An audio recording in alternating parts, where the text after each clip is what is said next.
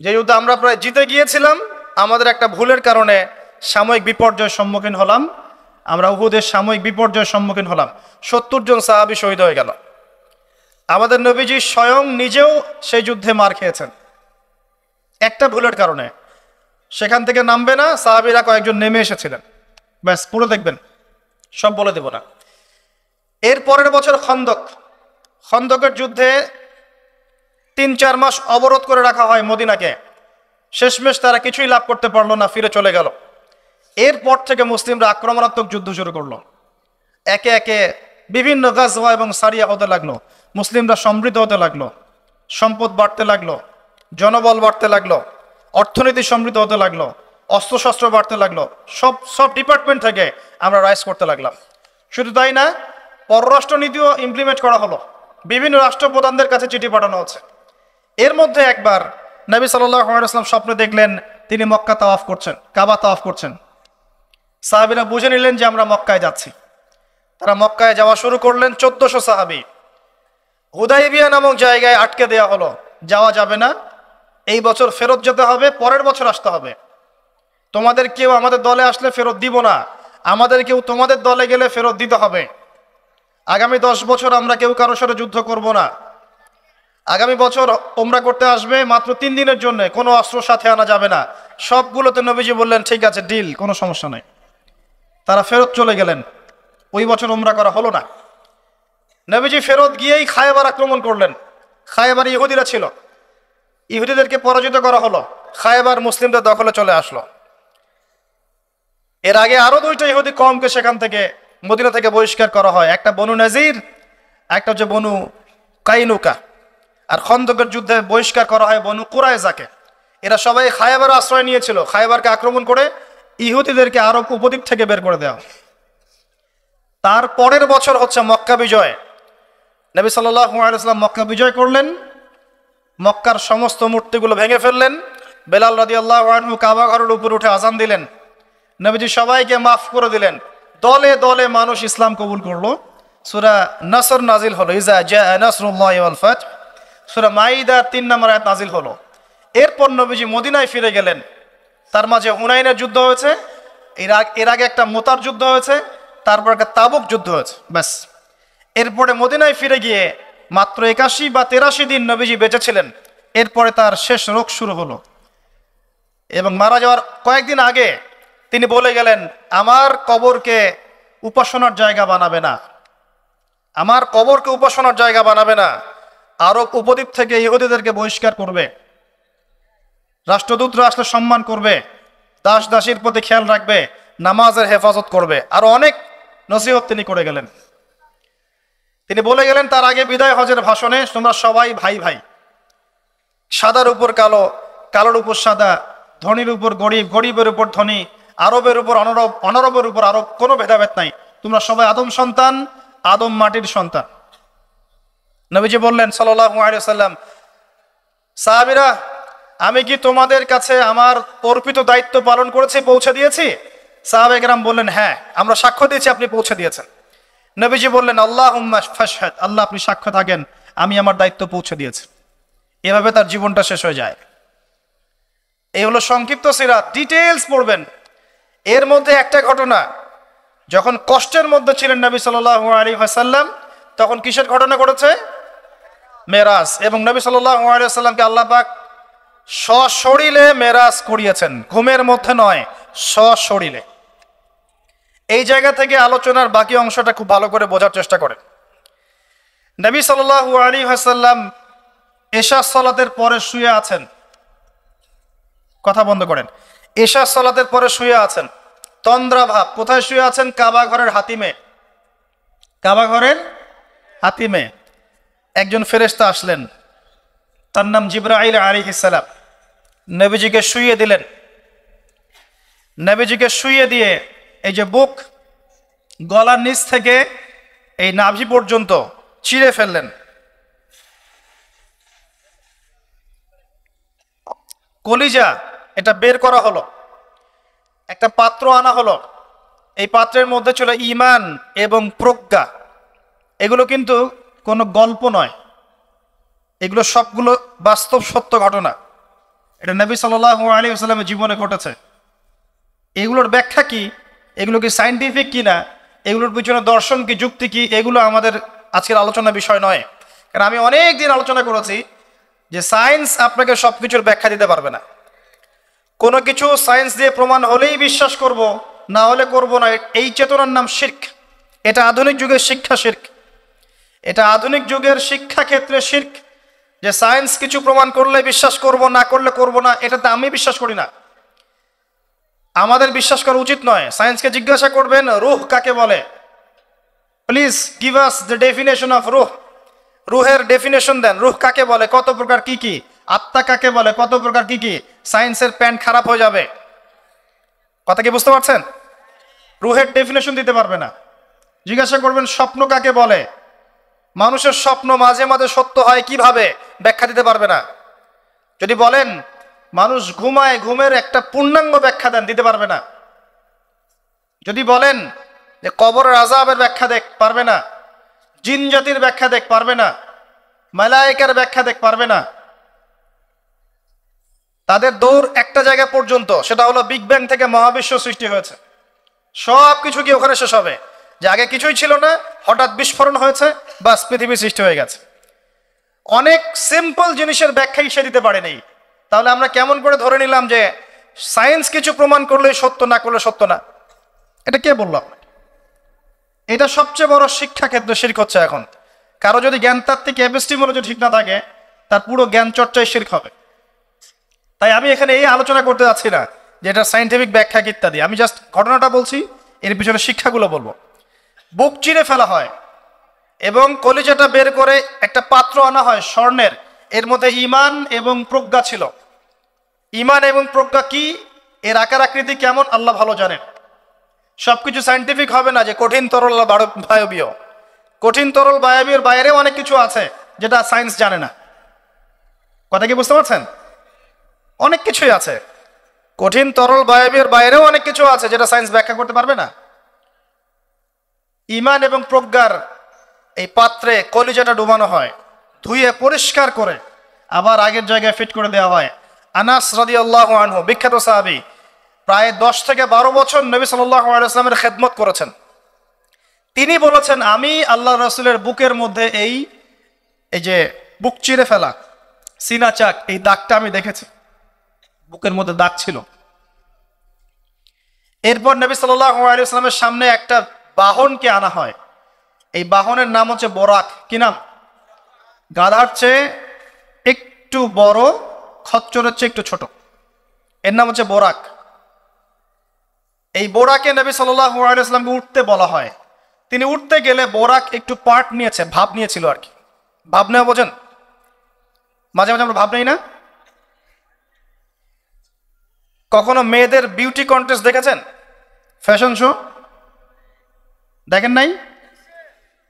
টিভিতে অ্যাডভার্টাইজ দেখেন নাই? কে দেখে নাই? এটা তো সবাইকেই দেখতে হয়। কার চোখে পড়েনি? মনে হবে যে মানুষকে ভয় দেখাচ্ছে। এই যে ভাব, বোরাক একটা ভাব নিয়েছিল। তো জিবরাইল আলাইহিস সালাম বোরাককে বলছেন যে শোনো, তোমার পিঠে মুহাম্মদ সাল্লাল্লাহু আলাইহি ওয়াসাল্লামের চেয়ে উত্তম কোনো মানুষ এখনো বসে নাই, আর মুহাম্মদ সাল্লাল্লাহু আলাইহি ওয়াসাল্লামের চেয়ে প্রিয় এবং সম্মানিত মহান কোনো ব্যক্তি আল্লাহর কাছে নাই। অতএব তুমি এত পার্ট নিও না। তখন বোরাক ঘামতে শুরু করে। আমি যে কথাগুলো বলছি এগুলো সহিহ বুখারীর মধ্যে আছে, সহিহ মুসলিমের মধ্যেও আছে এবং অন্যান্য সিরাতের গ্রন্থগুলোর মধ্যে আছে। আমি এক জায়গায় করে কথাটা বলার চেষ্টা করছি। এরপর বোরাক ছুটতে শুরু করে। নবীজি বলছেন বোরাকের ছোটার গতিটা এমন ছিল যে আমরা আমাদের দৃষ্টি যতদূর পর্যন্ত যায়, সে তার একটা পা অতদূর পর্যন্ত ফেলছে। এখনকার রকেটগুলোর গতি দেখেছেন? এই মহাবিশ্ব যত অভিযান, আমাদের ধারণা যে এই মেরাজের ঘটনাকে কেন্দ্র করেই হয়েছে। এই থিওরিগুলো ওরা পেত না। মহাবিশ্বের এই আকাশ ভেদ করে যাওয়া যায়, এই যে কনসেপ্টটা, এই কনসেপ্টটা কিন্তু নবী সাল্লাল্লাহু আলাইহি ওয়াসাল্লাম মেরাজের আগে কখনো হয়নি।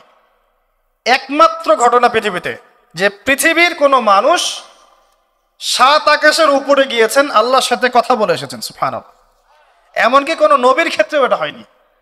কোন নবীর ক্ষেত্রেও নাই। এবার এই বোরাক চলে গেল বাইতুল মাকদাস। এটা কোথায়? বাইতুল মাকদিস, বাইতুল মাকদাস না, বাইতুল মাকদিস। বিভিন্ন মানুষ বিভিন্ন উচ্চারণ করে। এটা হচ্ছে প্যালেস্টাইন। কোথায়? নাম শোনেন নাই? আর প্যালেস্টাইন নিয়ে তো যথেষ্ট বলেছি এই বয়সে, আলহামদুলিল্লাহ। তবে মূল বিষয়টা এখনো বলা হয়নি, সেটা ইনশাল্লাহ আস্তে আস্তে আসবে। এতটুকু শোনেন, প্যালেস্টাইন হচ্ছে শেষ জামানার সবচেয়ে ইম্পর্টেন্ট জায়গা। সারা পৃথিবীতে যত জায়গা আছে এগুলো চাইতে সবচেয়ে ইম্পর্টেন্ট জায়গা হচ্ছে শেষ জামানায় প্যালেস্টাইন বা ফিলিস্তিন এবং জেরুজালেম। সারা পৃথিবীর সমস্ত কর্মকাণ্ড আখিরুজ্জামানে এই জেরুজালেমকে কেন্দ্র করে হবে। এই কারণেই জিউসরা সেখানে ঘাঁটি গেড়েছে। এটাই সেই জায়গা যেখানে ঈসা ইবনে মারিয়াম ইসলামী খেলাফত কায়েম করবেন অচিরেই ইনশাআল্লাহ। এটাই সেই জায়গা যেখানে মাসিহুদ দাজ্জালকে হত্যা করা হবে। আর দাজ্জালের চেয়ে বড় কোনো ফিতনা এই উম্মার জন্য নেই। কোন সূরা আপনাকে বাঁচাবে দাজ্জাল থেকে? সূরাতুল কাহফ। জীবনে একবারও পড়েছেন? হাত উঁচু করেন। অর্থসহ পড়েছেন? আলহামদুলিল্লাহ। 10টা আয়াত, প্রথম 10, শেষের 10 মুখস্থ করতে হবে। আল্লাহ পাক তৌফিক এনায়েত করুন। তিনি গেলেন বাইতুল মাকদিস। সেখানে গিয়ে দেখলেন মসজিদের মধ্যে একজন ব্যক্তি সালাত আদায় করছেন। দেহের গড়নটা একটু লম্বা এবং চুলগুলো কোকড়ানো, কানের লতি পর্যন্ত, রুগ্ন একটু।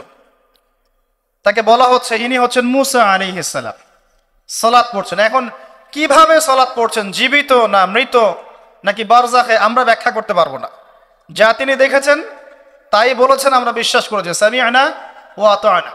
যেমনটা আবু বকর সিদ্দিককে বলা হয়েছে রাদিয়াল্লাহু আনহু, আপনি কি মেরাজের ঘটনা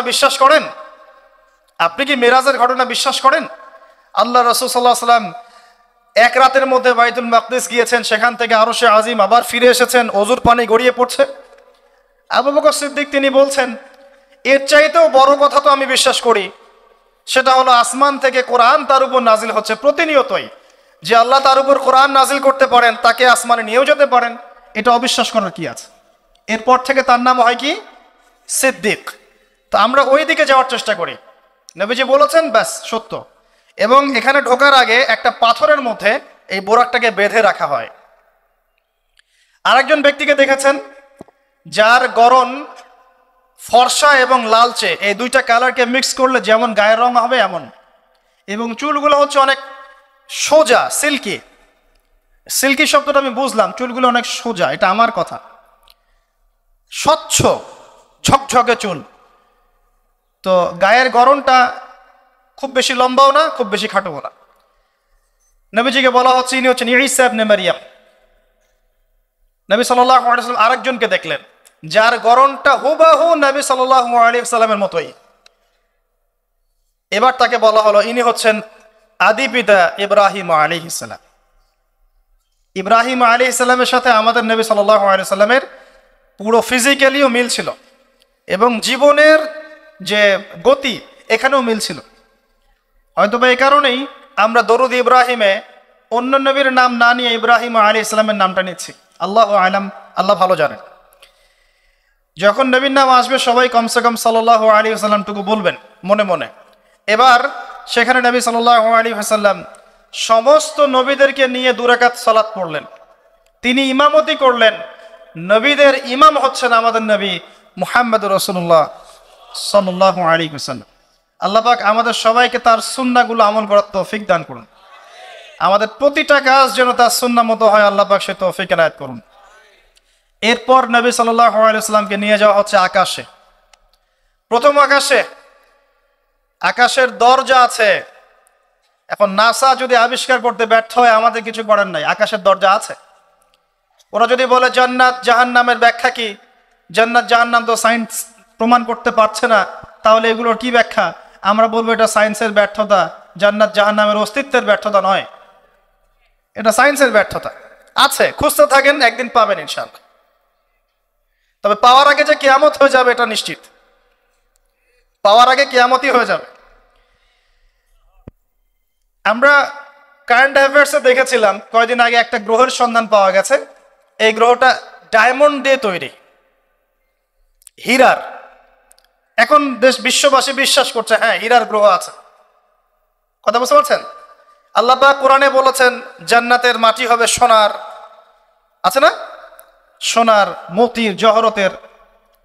তো যদি কখনো দেখবেন সায়েন্স বলে যে হ্যাঁ এমন একটা গ্রহ পাওয়া গেছে পৃথিবী থেকে কয়েক কোটি আলোকবর্ষ দূরে, গ্রহের নাম হচ্ছে JNAXYZ.000 অমুক, এদের নামগুলো এমন ভয়ঙ্কর হয় আর কি, তখন দেখবেন বিশ্বের মানুষ বিশ্বাস করছে।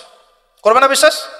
নিশ্চিত বিশ্বাস করবে। আমাদের পুরো চিন্তাটাই এখন এমন, সায়েন্স বললে হ্যাঁ আমি হ্যাঁ, ও যদি বলে না আমি না। 20 সেকেন্ড হাত ধো, 20 সেকেন্ডই। মাস্ক না বললে যাবে না, ভাইরাস যাবেই না, পড়তেই হবে। 3 ফিট দূরে দাঁড়াও, 4 ফিট দূরে দাঁড়াও, ও যা বলবে তাই। এটা শিরক। মসজিদের মধ্যে আমরা বানরের মতো নামাজ পড়ছি, জাস্ট লাইক ডঙ্কিস, 4 ফিট দূরে দূরে এক একজন। সুবহানাল্লাহ, মাঝখানে কি শয়তানের জন্য? বাকি সবখানে এক জায়গায় একত্রিত হওয়া যাচ্ছে। মসজিদে গেলে হাজারটা রেস্ট্রিকশন, কি সমস্যা? সমস্যা কোথায়? চেহারা ঢেকে নামাজ হয় মসজিদে? বড় বড় ওলামায়ে কেরামদের কাছে ফতোয়া নেন। একটা বিশ্বাস, একটা ভয়, একটা আতঙ্ক। আর কিছু কিছু মিডিয়ার কাজ হচ্ছে মানুষকে আতঙ্কিত করা। আজকে কয়টা মরলো, আজকে কয়টা আক্রান্ত হলো, আজকে কয়টা কি হলো। মানুষের সাইকোলজিক্যালি এমন, মানে মাইন্ডসেটটা তৈরি করা হচ্ছে এমন যে ভয়, আতঙ্ক। কেন ভাই, মরবেন না কখনো? সতর্ক থাকার নাম কি এরকম করা? সারা বিশ্বের মানুষকে ভয় দেখিয়ে আতঙ্কিত করে ফেলা হচ্ছে। আর ওইদিকে দেখেন যাদের যুদ্ধ করার যুদ্ধ করছে, যাদের যা কিছু করার তাই করছে। সারা ওয়ার্ল্ড অ্যাফেয়ার্স কি থেমে আছে? মানুষের দৃষ্টিভঙ্গিকে একদিকে ফোকাস করিয়ে দেয়। আমরা বলছি না যে ভাইরাসের অস্তিত্ব নাই, কিন্তু আল্লাহর চেয়ে বেশি ভয় তাকে করতে হবে কেন? বিগত 1 বছরে যতগুলো মানুষের সাথে আমি মোসাফা করেছি, এতদিনে আমার কবরে থাকার কথা ছিল, যদি সায়েন্স সত্য হয়। কথা কি বুঝতে পারছেন না? এখন আপনি আমাকে ব্যাখ্যা দেন যে আমার কেন হয় নাই, ব্যাখ্যা দেন। কি ব্যাখ্যা দিবেন আপনি আমাকে? প্রতিটা দিন ইভেন এই মাহফিলের সিজনে প্রতিটা দিন মিনিমাম 100-200 মানুষের সাথে আমি মোসাফা করেছি, এবং সবাই এটা সাক্ষী। একটা দিন আমার জ্বর আসে নাই, এর কি ব্যাখ্যা দিবেন? সায়েন্স যদি এটাই বলে যে মোসাফা করলেই ভাইরাস হবে, মোসাফা করলেই ভাইরাস হবে, তাহলে আমার হইল না কেন? এর ব্যাখ্যা দেন। কোনো ব্যাখ্যা নাই। এরপরেও আল্লাহ বিশ্বাস করবে না, এরপরেও আল্লাহ বিশ্বাস করবে না। জামজাম কূপের পানির ব্যাখ্যা দেন, কিভাবে এত পানি চলছে, শেষ হচ্ছে না কেন? আমাদের চিন্তা ভাবনা চেঞ্জ করেন। ও যা বলবে তার 100% সত্যি হতে হবে এমন নয় বিষয়টা। এর উপরে আল্লাহ পাকের জ্ঞান আছে, আল্লাহর হুকুম চলে, আল্লাহর হুকুমই সবকিছু। এর বাইরে মানুষ প্রোটেকশন নিবে, সুস্থ থাকবে, সে তার মেডিকেল রুটিনগুলো ঠিকঠাক মতো চলবে, ঠিক আছে, কিন্তু এত বেশি কেন মাথায় নিতে হবে যে আল্লাহকেই মানুষ ভুলে যাচ্ছে? সব কিছুর ঊর্ধ্বে মনে হয় যে বস্তুবাদিতা আল্লাহ অনেক পরের। আল্লাহ ব্যাপারটা কেন এমন কেন হলো?